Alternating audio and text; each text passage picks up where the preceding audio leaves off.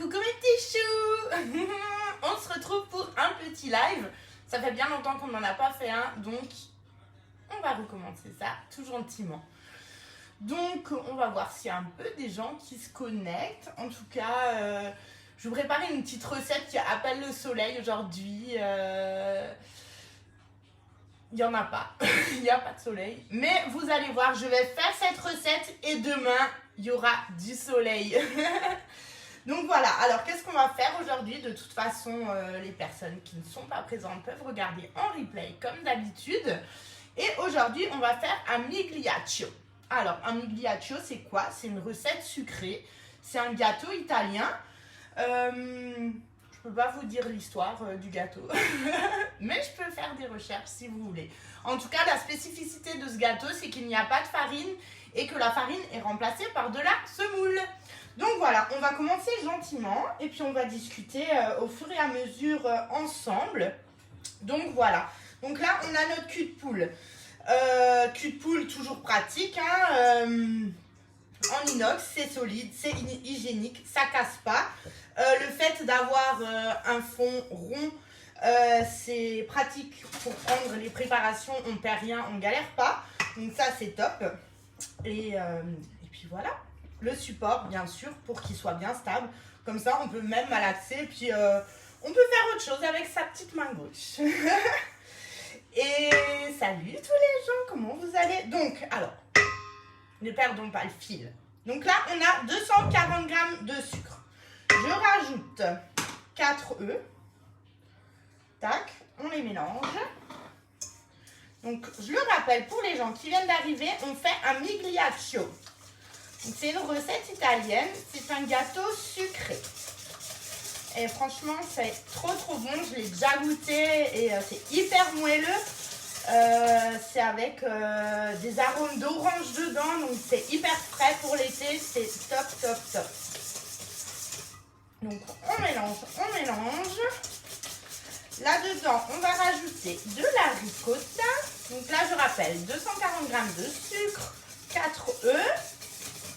On va rajouter 240 g de ricotta. Le pot de ricotta fait 250, donc on met 250. Je pense pas que c'est ça qui va faire changer les choses, hein. Et non, c'est pas du tout comme une brioche. C'est comme des griespluta sucrées, on va dire. Le résultat est vraiment chouette. Alors, ricotta. Tac. La petite spatule. On met ça dans notre préparation. Ça va tout seul. Et on remélange. On va essayer de ne pas faire trop de grumeaux et que la ricotta soit bien mélangée dans l'appareil œuf-sucre. Oh, mais ça va super bien. Comme d'hab, hein, on est en recette freestyle. C'est la première fois que je fais cette recette. Ah, Joël, les griespluta, c'est... tu sais, la semoule que tu fais cuire dans le lait, après tu mets dans ton plat à four, tu fais revenir dans l'œuf et tu fais cuire à la poêle et tu manges ça en salé. Il y en a qui mangent avec de la compote de pommes, d'autres mangent avec de la sauce tomate, ça dépend.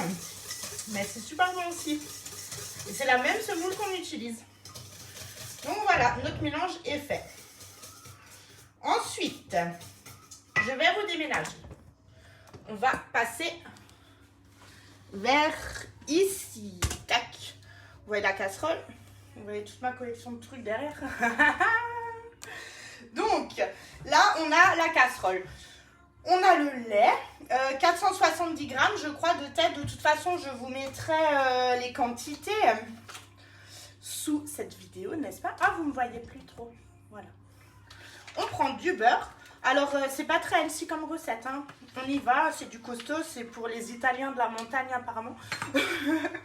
Donc, on rajoute 200 g de beurre dans le lait. Ah, il est un peu mou, mon beurre, c'est un peu galère.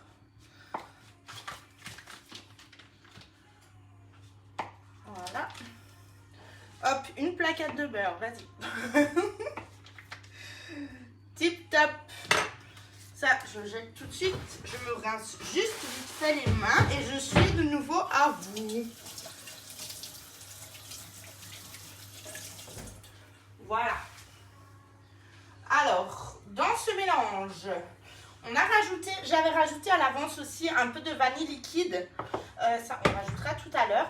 On va rajouter le zeste d'une orange. Donc là, on utilise le zesteur. Alors, attendez, je le rince encore un petit coup. Donc ça, c'est le zesteur 4 en 1. Moi, je l'adore. Il est génial. On enlève vite les poussières qui sont dessus. Parce que, donc, il fait zesteur. Il fait coupe agrumes. Là, vous voyez le petit triangle? Il fait coupe écorce, grosse écorce. Et il fait petit tourbillon mignon pour les décos. Donc, franchement, ce zesteur, il est hyper efficace en plus.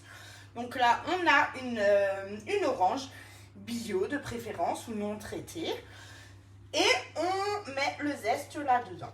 Donc, on essaye de ne pas aller trop loin dans le zeste pour pas amener d'amertume. Mais on va essayer de mettre le tout. On va la zester en entier, cette petite coquine. Voilà. Et vous voyez, franchement, ça va bien parce que ça ne demande pas vraiment d'effort. Et puis, voilà, ça marche super bien.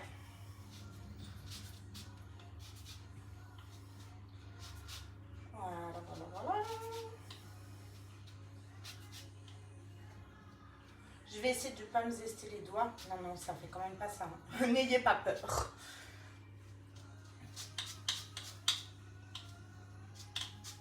Voilà, donc pour les derniers arrivants, on fait un migliaccio.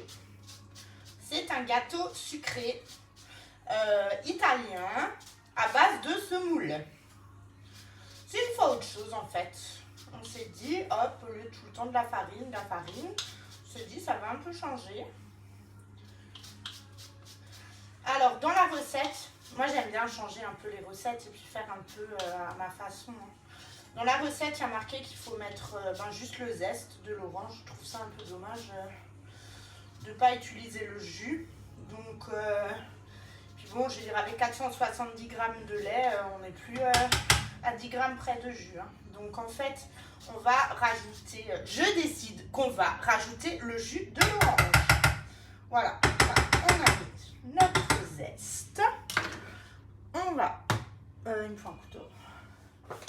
Tac, on coupe notre orange en deux et on va utiliser notre presse-agrumes. Donc le presse-agrumes, je trouve top. On peut déjà commencer à faire chauffer tout ça.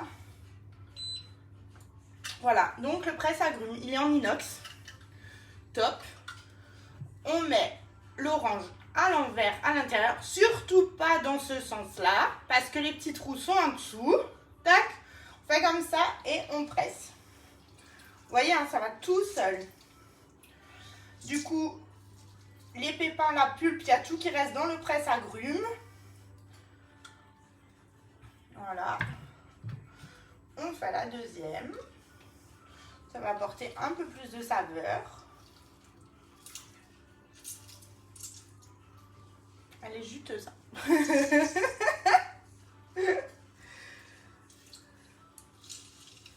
Tac, voilà. On va prendre, hop, on va se dépêcher un peu. On va prendre notre spatule qui est passée ici. On va touiller. Pour bien mélanger le tout, pour que le beurre fonde dans le lait. Voilà, alors pourquoi est-ce qu'on fait cette recette? Parce que... Non, mais Céline, il y a plein de personnes qui font cette erreur avec le presse-agrumes. Hein. Il faut mettre le fruit pour que le jus sorte par en dessous. Vraiment. C'est mignon. Mais il y a plein de gens qui font cette erreur, donc ne t'inquiète pas. Cette recette, pourquoi est-ce qu'on fait cette recette? Tout simplement parce que demain, on est au Moulin Ieni de Ézingues. Coucou Cécile, coucou Enice. Et on fait une recette italienne. C'est un migliaccio. C'est un gâteau sucré. Je ne sais pas si tu connais, dis-moi. Je ne sais pas d'où ça vient d'Italie. Je vais faire des recherches un petit peu pour vous dire. Mais c'est un migliaccio. C'est bien l'accent. Et donc, il n'y a pas de farine dedans. C'est à base de semoule. Donc voilà, pourquoi est-ce qu'on fait ce gâteau? Donc je reviens à ma question. Demain, on est avec Sandrine, donc ma flexitoquée. On est au moulin de Ézingues, au moulin Yéni, toute la journée. On y est de 10h30 à midi et de 14h à 18h pour vous accueillir, pour vous montrer nos nouveautés, nos produits. Bien sûr, des dégustations comme d'habitude. Donc, passez nous voir, ça nous fera plaisir de nous faire un petit coucou. À 11h, on fera une recette en live. Donc ça, c'est toujours sympa de découvrir les recettes en live avec les produits, les épices qu'on utilise, et ci et ça, pour voir un peu les trucs et astuces. Donc ça, c'est vraiment chouette. Donc voilà. De toute façon, je mettrai la recette, cette recette-là, je la mettrai en dessous en commentaire. Et ça, c'est top. On va peut-être faire quelque chose, je vais en discuter avec Sandrine demain. Donc là, il ne faut pas qu'on loupe le coche. Donc, alors attendez voir. Là, ça va bouillir. On va réduire. Dès que ça bout, on va réduire. On va essayer que ça ne déborde pas, ça serait pas mal. Ça va vite avec l'induction, donc il faut faire attention. Voilà. Donc là, ça bout. Là, je vais réduire. On va rajouter la semoule. Donc, c'est de la semoule fine comme ça. Donc, on rajoute la semoule. Donc là, on est à 470 grammes, 470 grammes de lait, le jus d'un citron, le zeste. Là, on mélange. On a 200 grammes de beurre, 200 grammes de semoule, je crois. On mélange bien pour que ça ne fasse pas des paquets. On va rajouter 2 pincées de sel. Donc, j'ai pris, c'est du sel de Guérande qu'Aurégane m'a ramené. Donc c'est de la fleur de sel très précisément, donc j'ai rajouté 2 pincées et voilà. Et maintenant on mélange jusqu'à ce que ça gonfle en fait et que ça épaississe. Donc voilà, j'écrase un petit peu pour qu'il n'y ait pas de morceaux. Et voilà, donc je vous disais que voilà, demain on est au moulin, donc venez nous voir au moulin, ça nous fera super plaisir. Alors sinon, pour ce gâteau, qu'est-ce qu'on va utiliser comme moule? On va utiliser le double Savarin. Donc c'est une nouveauté de l'année dernière que je vais vous montrer. Peut-être que vous le voyez, il est juste ici. Je vais touiller en même temps. Donc là, vraiment, on mélange pour que ça ne brûle pas. Donc j'ai vraiment baissé le feu, hein. On mélange bien pour que ça ne fasse pas des paquets et on attend que ça gonfle. Donc une fois que ça sera gonflé, ça sera prêt. Pour le moule, on utilise le double Savarin. Je voulais regarder la contenance avant de commencer la recette. J'ai oublié, je suis désolée. Je vous mettrai de toute façon la référence aussi en commentaire. Mais en tout cas, ce moule-là est super sympa. Ça sent super bon, hein. Franchement, vous devriez être au-dessus de ma casserole. Ça sent trop bon. Donc là, ça gonfle bien, en fait, c'est pas mal. On va laisser encore prendre quelques secondes. Et donc, pour ce moule double Savarin. Donc, il est super chouette parce qu'en fait, il est double.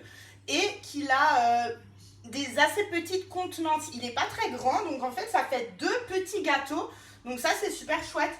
Comme dit, avec les doubles moules, vous le savez, c'est pas un souci. On peut très bien faire ici une recette sucrée, ici une recette salée. Ça, c'est vraiment pas un problème.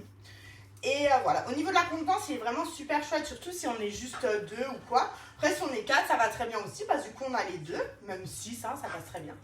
Mais voilà, ou par exemple, si vous faites plus en mode cake ou quoi, ou là, j'aurais très bien pu faire une version citron, une version orange. Merci Caroline. Donc, 140 centilitres de contenance. Donc voilà, ça fait vraiment des petits...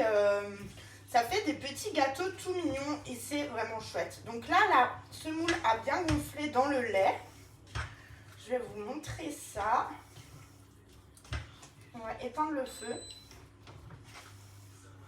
Donc là, je ne sais pas si vous voyez. Donc là, c'est bien gonflé. Tout le lait a pris. Ça sent, l'orange là, ça sent mais super bon. Je vais vous redéménager. Je vais vous remettre à l'endroit de tout à l'heure. Alors, attendez voir. Et coucou Sandrine. Je prépare pour demain. Voilà. Donc, là, on a donc notre mélange œuf, sucre, ricotta. Je retourne un petit coup dessus. Et on va rajouter notre mélange de semoule, beurre, lait, vanille, fleur de sel, orange. Voilà, on met ça. Tac. Et on mélange tout ça. Alors, heureusement que la contenance de ce poule est grande. Et coucou Oriane, mes petites collègues adorées. Donc là, on y va bien, on touille. Et voilà, et en fait notre gâteau est prêt. On va le verser dans le moule.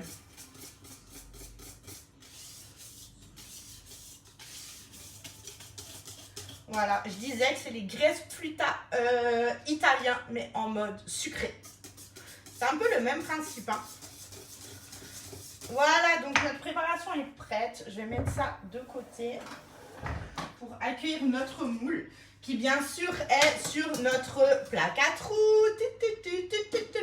Pourquoi la plaque à trous? Parce que déjà, elle permet une stabilité de votre moule. Si vous achetez un moule en silicone, vous êtes super content, ouais, j'ai un tout nouveau moule, je suis trop contente, nanana, nanana. Et voilà, on a notre moule, on verse notre préparation dedans. Après, il faut le mettre au four et là, on se dit, oh punaise, mais ça, qu'est-ce qui se passe? Ça ne marche pas. C'est quoi cette... Vous savez quoi? Donc, c'est à ça que sert la plaque à trous. Donc, on prend la plaque à trous, on la pose là, on pose notre moule dessus. On le sait que les moules silicone attirent tout ce qui est poussière et poussière. Donc, avant de les utiliser, vous les passez un petit coup sous l'eau pour enlever ces poussières. Ça, je l'ai fait avant qu'on démarre la vidéo. Après, on pose son moule sur sa plaque, on verse la préparation dedans et hop, on travaille vraiment comme on veut avec son plateau et puis son petit moule et il n'y a pas de problème. Tac, on prend, on enfourne, on ressort, on repose. Ça va super. Là, on remélange un petit coup. Hop, on va reprendre la spatule. Et on va verser ça dans notre moule.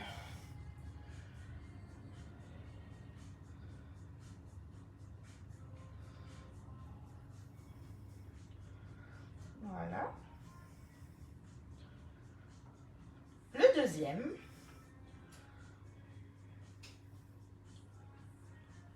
Vous voyez que je suis concentrée, je dis plus rien.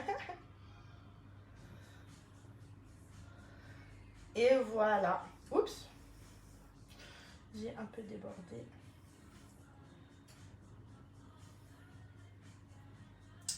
J'aurais dû prendre le pichet. Je suis sûre que c'est ce que vous êtes en train de vous dire. Mais je me suis dit, ça va aller.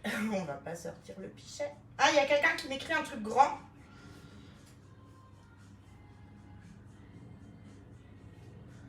Ah ouais, mais hé, comment tu t'appelles? Anna, Cassandra, on s'en fiche, hein. Tu peux sortir de notre live, s'il te plaît, parce qu'on n'a pas envie que tu sois là. De toute façon, je vais effacer ton commentaire. Merci beaucoup.